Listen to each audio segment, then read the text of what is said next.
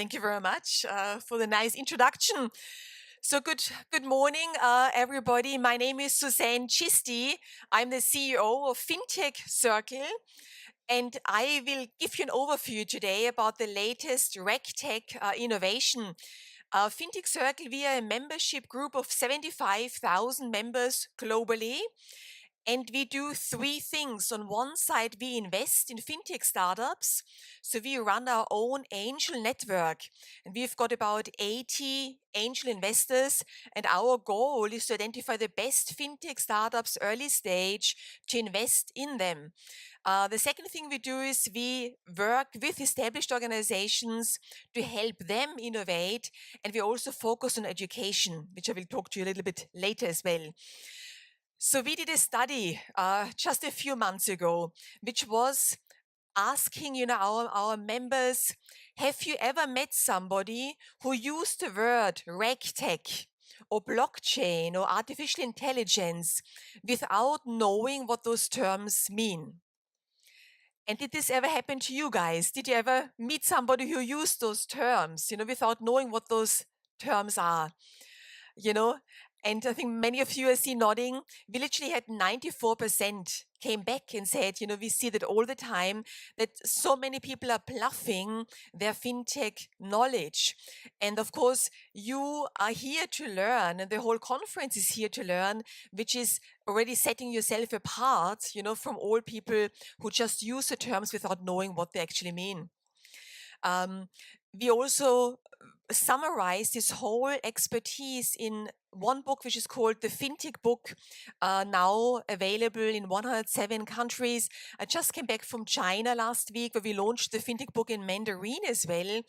And we launched the Fintech Circle Institute, where you can access online courses on fintech, and they're all free of charge at the moment until the end of the year.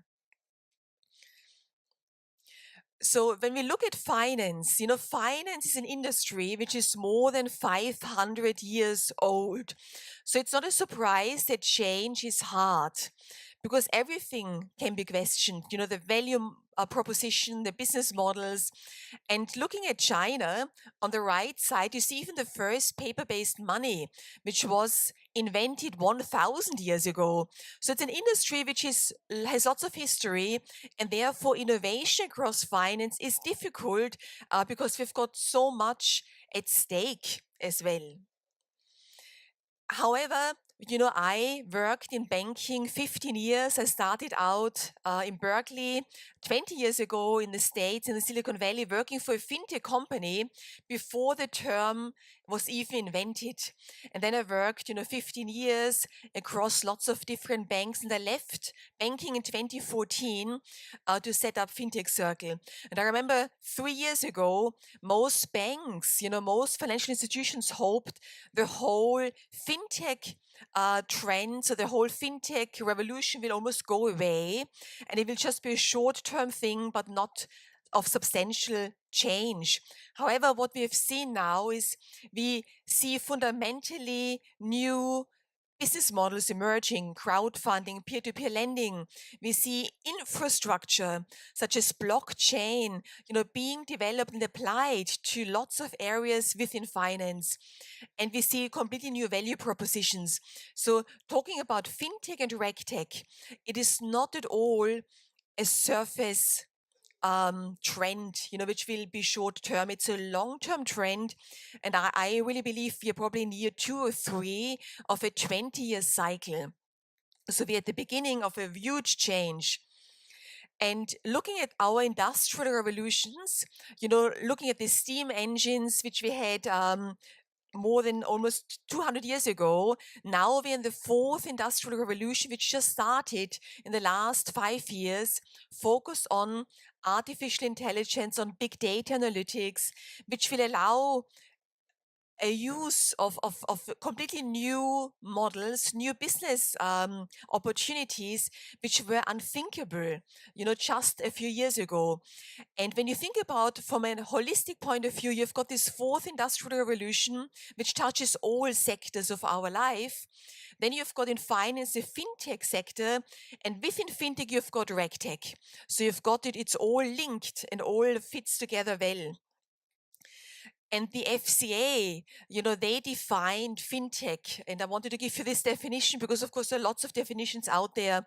But the FCA says fintech is a subset, or RegTech is a subset of fintech, which focuses on technology that may facilitate the delivery of regulatory requirements more efficiently and also more effectively. So it's not just anymore about cutting costs, which of course is a big issue, but of being even more compliant, being better, in terms of changing people's culture, changing the approach towards compliance. And of course, we know the huge fines. Since 2008, more than 300 billion was paid by the largest banks just in fines.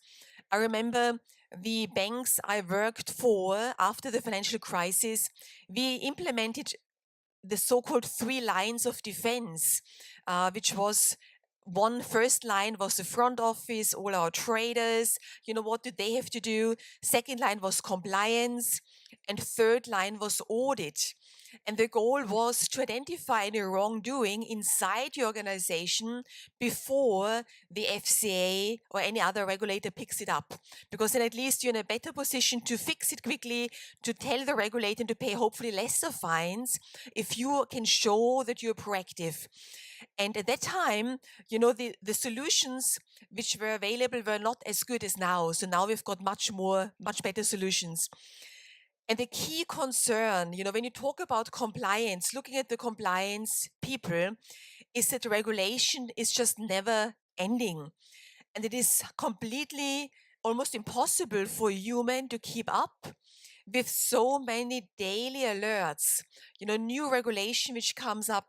Last year alone, we had more than 50,000 regulatory alerts in 1 year. How can a human remember even the key trends and tendencies here? So it really requires automation, it requires solutions behind it. And the other key issue, I worked for Morgan Stanley, I worked for Lloyds, I worked for Deutsche Bank. And the issue any global bank has got is that regulators disagree. The FCA doesn't agree necessarily with the SEC and doesn't agree with other global regulators. So you as a large institution normally need to decide, do you want to develop a solution which is like the global minimum standard, and then you just add extra bits, to be compliant in each jurisdiction you're operating in? Or do you go for more golden plated solution, which is more than you need, but again, you make it consistently across the globe? So there are different ways of approaching it. But overall, 100 billion is spent on compliance solutions. And that's enormous. And so that's why this huge opportunity exists for RegTech companies, both for the fintech entrepreneurs to develop those solutions, but equally anybody who works with them, and equally for the buyers of those solutions. And we decided to segment the phases. So the various phases of RegTech, the first phase, I think you all remember, 10 years ago, even 5 years ago, sometimes it was literally Excel spreadsheets, very old-fashioned Excel spreadsheets. Everything was done manually. Then we went to workflow automation, where the workflow was automated and was documented. So when you had the auditors coming in from the FCA, I remember 5 years ago, they told us, we can't just believe you that you are implementing those controls. We want to see when it has been done and by whom it has been done in your organizations. So you need to be able to show with your workflow when controls have been implemented. But then, of course, the third phase was real-time monitoring and real-time feedback reporting to the regulators as well, and also to management. This was the third phase. And now we're entering the final phase, or the fourth phase, which really is super interesting because it is about prediction. It is about predictive analytics, which tells you and uses AI and machine learning to identify and predict risks. And when I think back, to my regulatory days, and I focused on trade surveillance, was my topic, market abuse monitoring. And please come in, everybody in the back, take a seat. If I would have been able to tell, which division or which team or which desk would be more likely to abuse the market or break laws or, do insider trading, I mean, this information alone would be invaluable. And nowadays, using data, using behavior analysis, it is you're more and more able to identify where risks lie in your organizations so that you can proactively protect your organization so that those risks hopefully never get implemented. And so, or this wrongdoing never gets implemented. So that's really the very powerful way of RegTech innovation. This page, anybody who wants a slide deck, you can reach out to me and I'm happy to share the slides with you afterwards. This is an overview on all the RegTech companies in Europe. So you can a good overview what's out there already. Of course, it changes every month. So as part of Fintech Circle, we issue literally daily updates on Twitter, on LinkedIn about new companies being launched, being successful. But this is one page by CB Insights to give you a good overview on what's out there at the moment. And I want to give you two case studies now. The first case study is in the space of client onboarding. And you again, all of you know it probably from both a customer point of view, how burdensome it can be to be onboarded, but you also know how many errors can be made by onboarding customers wrongly or not with the complete information. And nowadays, there are fantastic KYC, AML solutions out there in the RegTech space, which help you to check your customers. It doesn't matter if they're individuals or companies against a whole set of criteria to ensure that you are compliant with the fourth money laundering directive, which is very complex, very difficult to implement. And so this one case study is about Comply Global. And Comply Global is a startup in the UK, and they literally have developed an algo which they call Samantha, and Samantha never sleeps. So when you go, and use their system, they check all the details about the customer you want to onboard, any connections they've got worldwide, compare that against money laundering directive, and filter out any alerts, which you need to be aware of. But the key thing nowadays, it's not only done once when you onboard your customer, but it can be done on an ongoing basis, because of course you have to check that nothing changes. So that's a wonderful case study and a really interesting company. Another one is MindBridge, an AI auditor. When you put yourself into the shoes of auditors, how nice would it be if you could run a program to audit your customers, which automatically identifies any errors which might be wrong, so that before you then start to deploy your own teams, you already have got a short list of things to focus on. And this is the example of this company. They use an automated process using, again, AI, using big data and zapping in the accounts, and then they get run through and compared against standards to identify where are any areas which might not be compliant. And then they get again displayed back in an easy user interface with visuals for management to take decisions on. So two interesting companies to look at. So overall, when you think what are the benefits of fintech and of RegTech, in summary, the benefits are on one side, they actually increase revenues because if you are able to focus on a customer of one, you can be much more specific and you can offer new services, higher performance at lesser costs. So it's very much increasing revenues. But of course, on the RegTech specific side, we are most concerned about protecting your franchise and protecting your brand. So this whole protecting your business benefit is a key benefit of RegTech solutions and doing that at lower costs. That's again the goal because we have seen so many, thousands of people often being hired just before the stress testing period. And then those teams again get sent back and there's no knowledge being built in house because it's just being outsourced and insourced. And using technology more efficiently, or using your own in-house staff more efficiently can be a better use long term. So the conclusions for RegTech are on one side that in order to use fintech RegTech solutions now, it is to automate processes, to empower people in compliance, in legal, to not have to deal with all these mundane tasks. I mean, that's, I think, the key first step.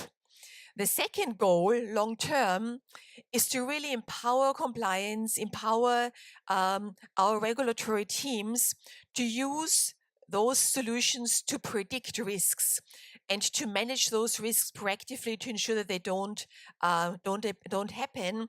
And so, to summarize, it's about working smarter and not necessarily harder. And so most of our institutions really have struggled, with tighter regulation, but now they almost need technology to survive and they need technology to implement and to be compliant at scale.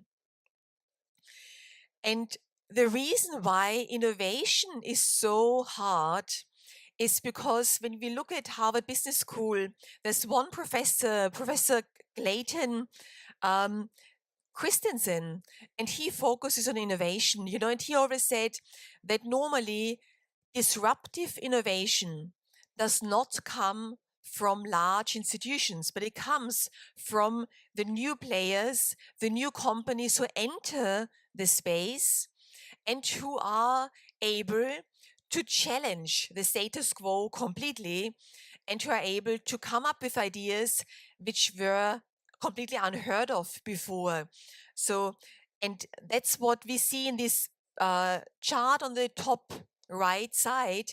You can see how innovation happens, where normally 70 to 80% of innovation is being used to use improve products, to improve services. Then we've got about 10% is in adjacent models, and maybe just less than 10% is really disruptive innovation.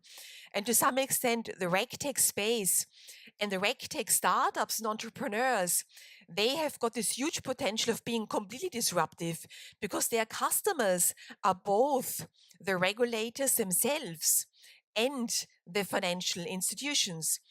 And I spoke to one CEO of one RegTech company, and she only can talk about what she does for the banks. She can't talk about what she does for the FCA. So this is much more, much more. It's kind of a new world where, of course, our regulators globally will also benefit from all this new RegTech and real-time monitoring, trade surveillance, and RegTech solutions. So it's and I think therefore, as a conclusion, if your regulators use those latest technologies, almost you as an institution have to use it too, because otherwise you just have got a hard time during your audits.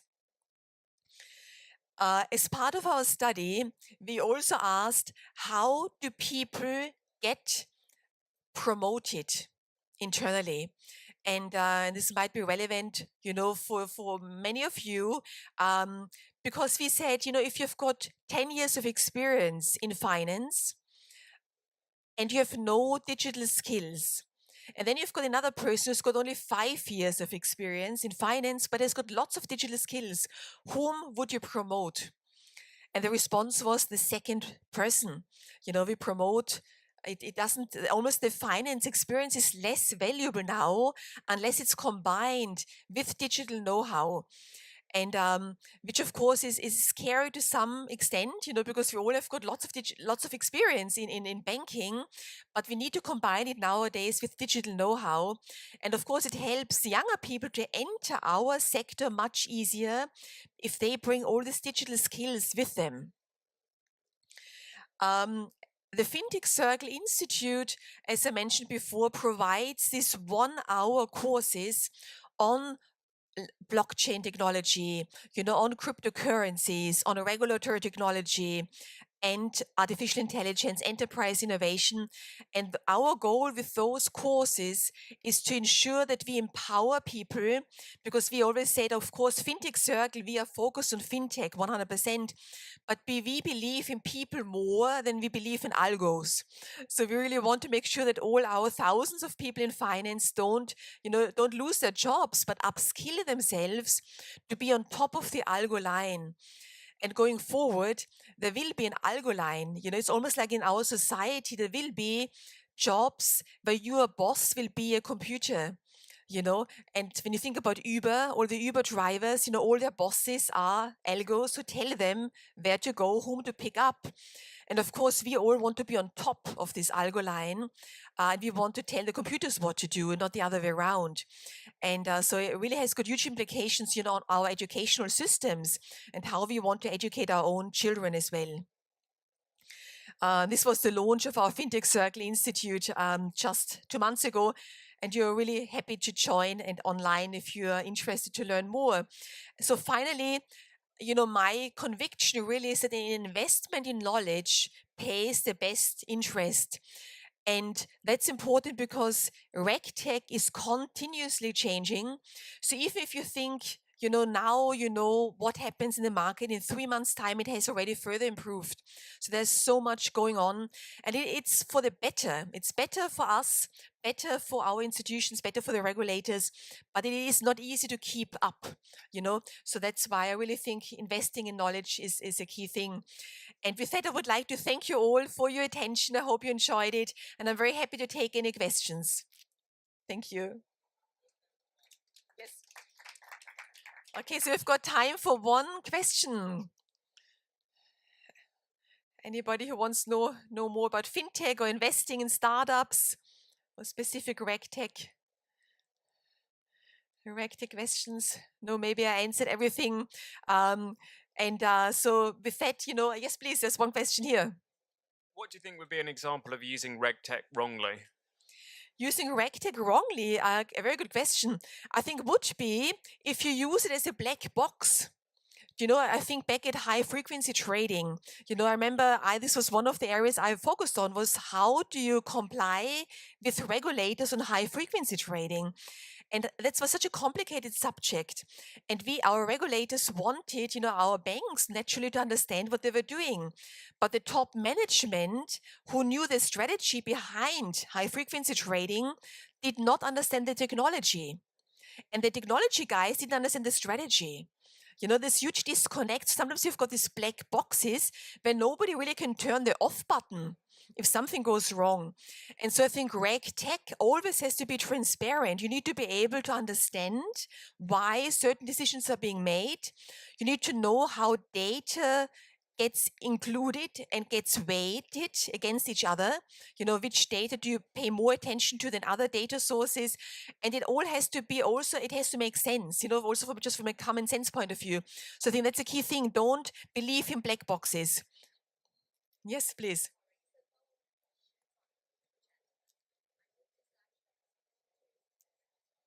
Yes. What is it? You're inviting instructor, but how do you screen through the qualification of these people to be giving advice on the platform? Because as I understand the RegTech, you need to understand the rules and regulations, and you put the people there to help with these educations. How do you screen through those instructors? Great, excellent question. So the Fintech Circle Institute.com, our platform, it's fintechcircleinstitute.com, has got an application form for lecturers. To apply to become a lecturer, a trainer for our institute. And this is an application form where we ask potentially new lecturers to provide us with their backgrounds and their skill sets and their profiles, and then we interview them. We interview them to ensure that they've got the right background, the right profile to become a lecturer at the Fintech Circle Institute. And that's really important. You're totally right. We really want to make sure that our lecturers are top quality. And also when we do online courses, it also comes down to being concise.